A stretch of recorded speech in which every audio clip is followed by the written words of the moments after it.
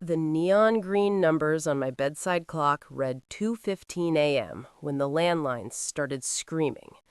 If you've lived as long as I have, 74 years, you learn one universal truth. The phone never rings at that hour to tell you you've won the lottery. It only rings to tell you your world is ending. Again. My hand was shaking before I even touched the receiver. I was half awake, half paralyzed by a dread I hadn't felt in years. The caller ID said unknown. "Hello?" I rasped out. Silence. Then a sound that stopped my heart. Jagged, terrified breathing. "Mom?" The voice was thin, sharp with panic. "Mom, please! You have to open the door! It's freezing out here!" My entire body went numb. I knew that pitch. I knew the specific cadence of that voice better than my own heartbeat. "Maya?" I whispered, clutching the sheets. "Maya, is that you? Please, Mom, just unlock the door." The line clicked dead. I sat there in the dark, the receiver still pressed to my ear, listening to the dial tone drone on like a flat line. This wasn't possible. This was a cruel hallucination. Maya had been dead for 5 years. 5 years, 2 months, and 11 days. I knew the count because I woke up every morning adding one more tally mark to the days I'd survived without her. My daughter had vanished during a solo climb in the Cascade Mountains. A rock slide, the rangers said. Unstable terrain. They found her torn backpack, her climbing harness, and one boot wedged in a crevice. But they never found Maya. The mountains had simply swallowed her whole. And now she was calling me? Asking to be let in? I forced my arthritic knees to work, standing up on the cold tile. I walked down the hallway like a ghost in my own house. This had to be a dream. Or maybe a stroke. Maybe the grief finally snapped the last tether of my sanity. But when I reached the heavy oak front door, my hand hovering over the brass lock, I heard it. 3 rapid knocks. Desperate. Real. "Mom!" The voice came through the wood, muffled by the storm outside. "Please, open up!" I threw the deadbolt and yanked the door open. The motion sensor light flooded the porch, illuminating a figure huddled against the rain. It was a girl, maybe 25, soaked to the bone, shivering so hard her teeth were audible, dark wet hair matted against her pale forehead. But it wasn't Maya. My heart plummeted, but then I looked closer. The jawline, the shape of the nose, and those eyes, hazel with flecks of gold. Maya's eyes. She looked up at me, and the raw fear in her expression broke me. "I'm sorry," the stranger stammered, hugging herself. "I'm so sorry to just show up, but I didn't have anywhere else to go. They're right behind me. You're the only family I have left." "Who are you?" I managed to choke out. "My name is Lily," Lily said, water dripping from her nose. "Lily Evans, and I think I'm your granddaughter?" Before I tell you what happened next, take a second to let me know in the comments, where are you watching this from? Because I need to know there are real people out there hearing this story. I need to know I'm not crazy. I stepped back, ushering her inside. What else could I do? She collapsed onto the entry rug, a puddle forming around her worn sneakers. I grabbed the quilt off the sofa and wrapped it around her, then went to the kitchen to brew strong coffee. My hands were vibrating so hard I nearly dropped the mug. A granddaughter. Maya had never whispered a word about a child. But then again, in those last few years, Maya had built walls I couldn't climb. She was distant, secretive, always looking over her shoulder. When I came back to the living room, Lily was sitting on the edge of the armchair, gripping the mug with white knuckles. The steam curled up between us. "Start from the beginning," I said, sinking onto the sofa opposite her, "and don't leave anything out." Lily took a ragged breath. "I never knew about Maya, not until 4 months ago. My dad, Daniel Evans, he passed away from a heart attack in the spring. Before the ambulance came, he told me to look in the safe. He said, 'She wasn't who you think she was.'" My dad raised me alone, but after the funeral, I found his journals. He wrote about a summer in Seattle back in 1999. He was working at a gallery. He met a woman named Maya. 1999. That was the year Maya took off, said she needed to find herself before finishing her master's degree. They were together for 3 months. When she left, she didn't tell him she was pregnant. She came back a year later, handed me to him, and said she couldn't keep me. She said it was too dangerous, that she had to protect me from them. Who is them? I asked. I didn't know, not at first. I just wanted to know who my mother was, so I started digging. I found out she died in the mountains, I found her obituary, and I found the name of her fiancé. The name hit the room like a bomb. Julian, I said. Julian Sterling. Maya's fiancé, the golden boy from the political dynasty, the grieving man who had stood beside me at the memorial service, looking impeccable in his black suit, holding my hand while I wept. Yeah, Lily said, her voice trembling. I found Julian. He lives in D.C. now, married, 2 kids. I reached out to him. I thought maybe he'd want to know a piece of her was still alive. He invited me to dinner at his estate. Lily's eyes darkened. But when I got there, the vibe was wrong. He kept asking what documents I had, what my dad had left me. His sister, Chloe, was there too. I remembered Chloe, Julian's twin sister, sharp, cold, and fiercely protective of the Sterling reputation. I overheard them, Lily whispered. I went to the bathroom, but I stopped in the hallway. Julian was whispering to Chloe. She mimicked Julian's smooth, terrifying tone. If this girl knows what Maya knew, the campaign is over before it starts. And then Chloe said, she shuddered, then we handle it. Same playbook as the mother, no loose ends this time. The air left my lungs. What? They were talking about murder, Grandma, Lily said, the word feeling strange and heavy in the room. Julian didn't look sad about Maya. He looked relieved she was gone. Chloe saw me in the hallway reflection. I saw the look in her eyes. It was pure predator. I ran, Lily said. I slipped out the back service entrance and just drove. I've been moving for months, sleeping in my car, paying cash, but they have reach. I see the same black SUV parked down the block wherever I stop. I get blank texts. They're hunting me. Why come here? I asked, glancing at the rain-lashed window. If they're tracking you, you brought them right to my door. Because you're the only one who might believe me, she said, tears finally spilling over. And because I have the proof, I just don't know how to unlock it. She reached into her damp jeans pocket and pulled out a small silver object, an old digital voice recorder, the kind journalists used 20 years ago. My dad kept this in the safe with my birth certificate, Lily said.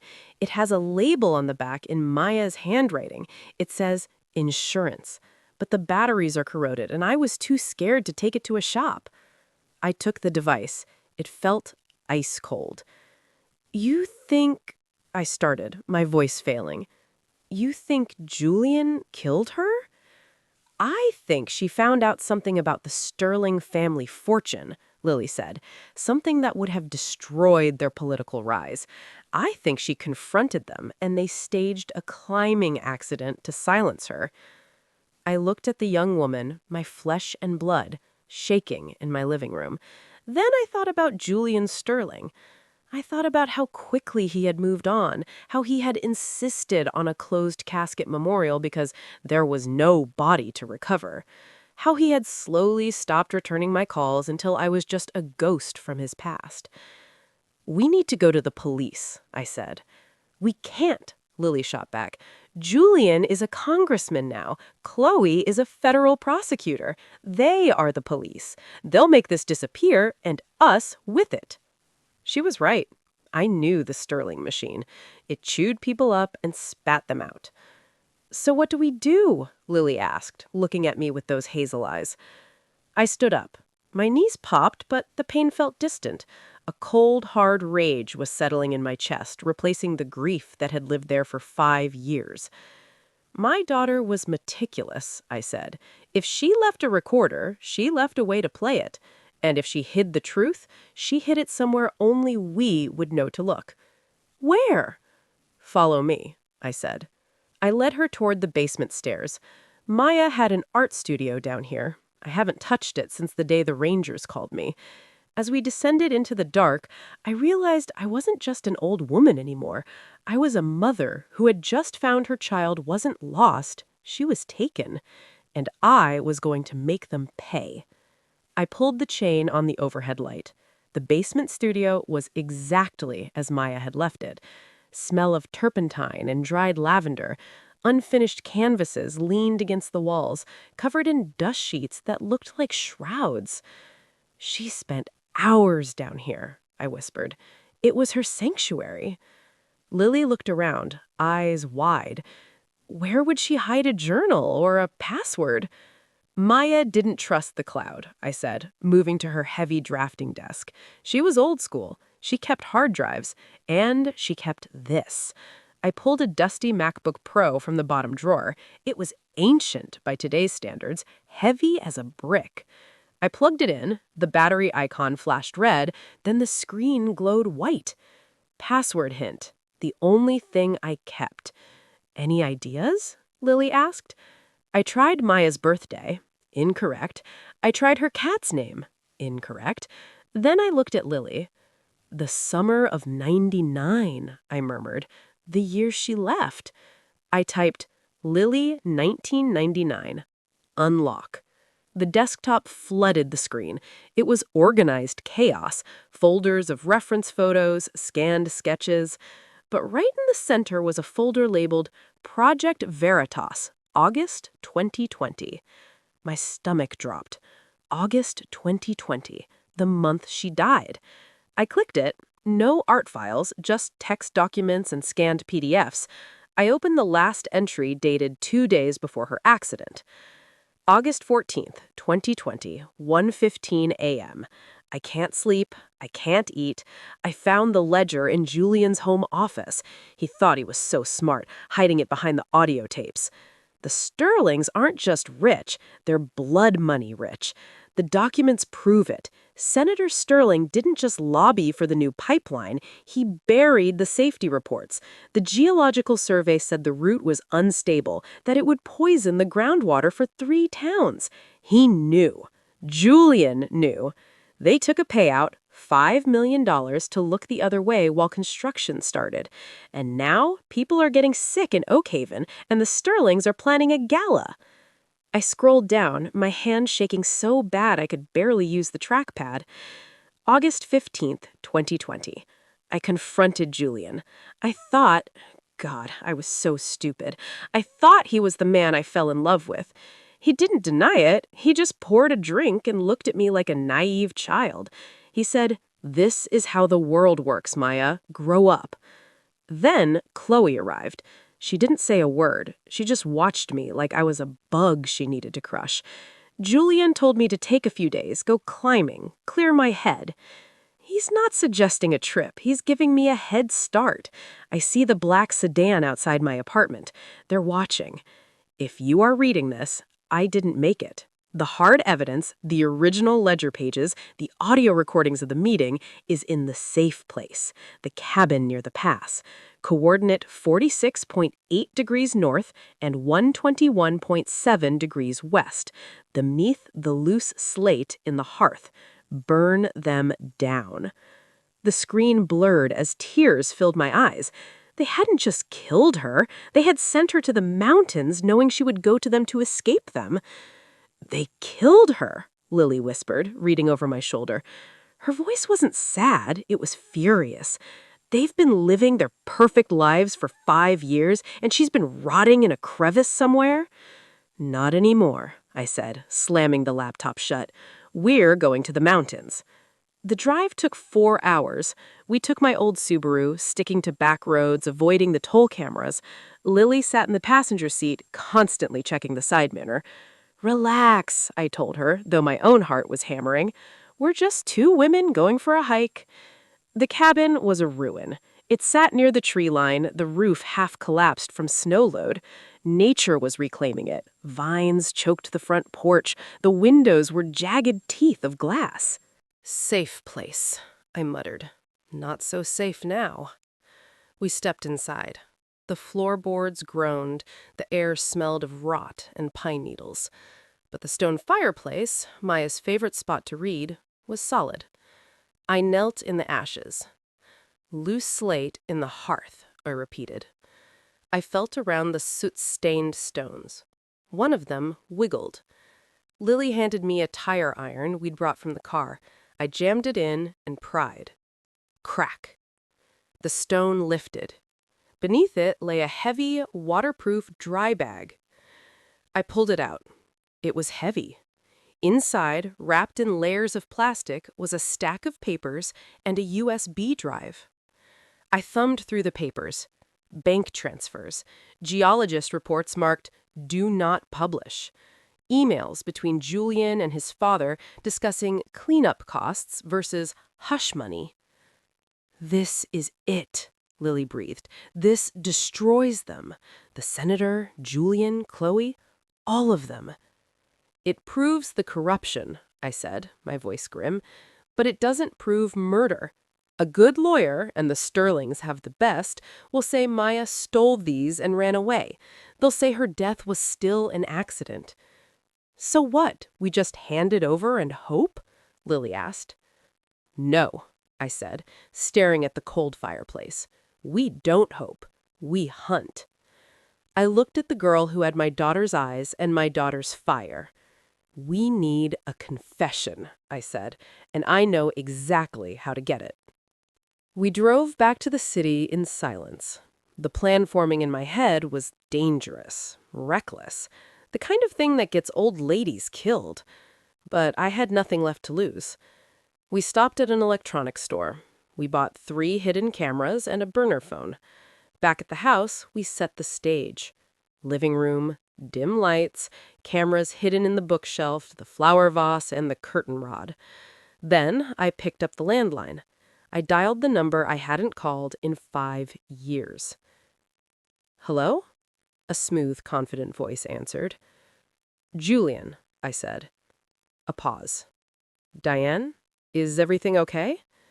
"No," I said, injecting a trimmer into my voice. "I was cleaning out the basement. I found something. A box of Maya's old things. There's a ledger here, Julian, and a tape recorder.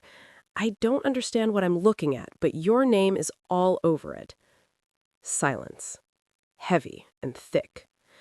"I need you to come over," I said. I think I should give this to you. I don't want any trouble." "I'll be there in an hour," Julian said. His voice had lost its warmth. It was clipped, professional. "I'll bring Chloe. She can help sort through the legal papers." "Okay, just hurry." I hung up. I looked at Lily, who was standing in the shadows of the hallway, holding a can of pepper spray and a baseball bat. "They're coming," I said. Let them come. At exactly 8 p.m., headlights swept across the living room window. My heart was hammering against my ribs, but I forced myself to sit still in the armchair. Lily was hidden in the hallway shadows, just out of frame of the main camera hidden in the bookshelf. The doorbell rang. I opened it to find Julian and Chloe standing there. Julian looked impeccable in a navy suit, his face a mask of polite concern. Chloe stood behind him, wearing a dark trench coat, her eyes scanning the room like a security camera. "Diane," Julian said, stepping inside. "Thank you for calling. You said you found a ledger?" "Please, sit," I said, gesturing to the sofa. Julian sat, crossing his legs casually. Chloe remained standing near the door, blocking the exit. Her posture was coiled, ready to strike. She looked less like a prosecutor and more like a predator. "So," Julian started, his voice smooth, "you said you found something confusing?" "I did," I said, my voice steady. "I found my granddaughter." The color drained from Julian's face instantly. Chloe's hand twitched toward her pocket. "Hello, Julian," Lily said, stepping out from the hallway. The silence in the room was deafening. Julian stared at her, at Maya's eyes staring back at him. "We need to talk about the mountain," Lily said quietly. "We need to talk about what really happened to my mother." Chaos erupted. Chloe lunged for Lily, moving faster than I thought possible, but I had anticipated it. I stepped between them. For once, being a frail-looking 74-year-old woman worked in my favor. Chloe hesitated, unwilling to physically assault an elderly woman in her own living room. That split second gave Lily time to duck behind the heavy oak desk. "Stop!" barked Julian. Chloe froze. Julian stood up, his composure cracking like a cheap mask. "What do you want?" "The truth," I said, "about the accident." "It was an accident," Itwian insisted, though his voice shook. "You know that. I know what you told the police, but I also know about the bribe, the geological reports, the money your family took to poison Oakhaven." Julian went white. "You don't know what you're talking about." "The hell she doesn't," Chloe snarled. She turned to her brother. "I told you we should have burned everything years ago. I told you this would come back." "Shut up, Chloe," Julian hissed. But Chloe was done. 5 years of carrying the secret, of watching her brother play the grieving fiancé while she did the dirty work, it all came pouring out. "Maya wouldn't listen to reason," Chloe shouted, her voice echoing off the walls. "She was going to ruin everything, destroy Dad's legacy, bankrupt the family. All for what? Some moral high ground?" "So you killed her," I whispered.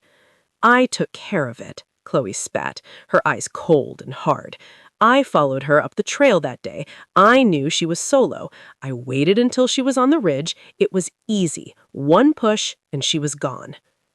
The words hung in the air like smoke. One push. Julian looked sick. He realized what his sister had just done. He looked at the bookshelf, spotting the tiny lens of the camera. "You're recording this," he whispered. "Yes," I said, "and it's live streaming to a private server. Even if you destroy the camera, the confession is already in the cloud. The police are already listening." Panic took over. Julian lunged for the camera, but Lily was faster. She grabbed the backup drive and bolted toward the back door. Chloe moved to intercept her. She grabbed Lily by the hood of her sweatshirt and slammed her against the wall. "No!" I screamed, trying to pull Chloe off, but she shoved me aside like I was nothing. I hit the floor hard, pain shooting through my hip. But Lily was Maya's daughter. She had her mother's fight. She brought her knee up, driving it hard into Chloe's stomach. Chloe doubled over, gasping for air. And then, the sound of salvation. Sirens. Wailing, beautiful sirens, growing louder by the second. I had called the detective I trusted 10 minutes before Julian arrived. I told him we were confronting them. I told him to be ready. Police officers kicked in the front door, weapons drawn. Chloe tried to run for the kitchen, but she didn't make it past the hallway. 2 officers tackled her. Julian just stood there, frozen, his perfect life crumbling around him. "It wasn't supposed to be like this," Julian muttered, staring at his hands. "Maya was supposed to choose me. She was supposed to be on my side." I pulled myself up, leaning on the wall for support. "She chose what was right. That's why you let her die." The aftermath. The trial lasted 18 months. The documents Maya hid in the cabin were enough to launch a federal investigation into the Sterling family business. The senator, Julian's father, died of a stroke before he could be indicted. Chloe was convicted of first-degree murder. She got life without parole. Julian was convicted of conspiracy and accessory to murder. He got 20 years. The families in Oakhaven finally got their settlement. Justice came late, but it came. As for Lily and me, we found the one thing we both thought we'd lost forever: family. Lily moved into Maya's old room. She started law school in the city this fall. She says she wants to fight for people who can't fight for themselves, just like her mom tried to do. Some nights we sit on the back porch watching the rain, and I tell her stories about Maya. Not the sad ending, but the good parts. The time she tried to bake a cake and set the oven on fire. The way she laughed so hard she snorted. Lily never got to meet her mother, but through these stories and through the justice we fought for, Maya lives on. If there is a lesson in all of this, it's simple. Don't let grief blind you. For 5 years, I accepted a lie because it was easier than questioning the truth. I let the people who hurt my daughter comfort me. Trust your gut. If something feels wrong, it probably is. Maya knew the truth, and she died trying to expose it. And most importantly, it is never too late to fight back. The rain has stopped now. Lily is asleep upstairs. And for the first time in 5 years, I can close my eyes without seeing the mountain, because now I know the truth, and the truth has finally set us free. Thanks for watching. If this story moved you, hit that like button and subscribe for more true crime narratives.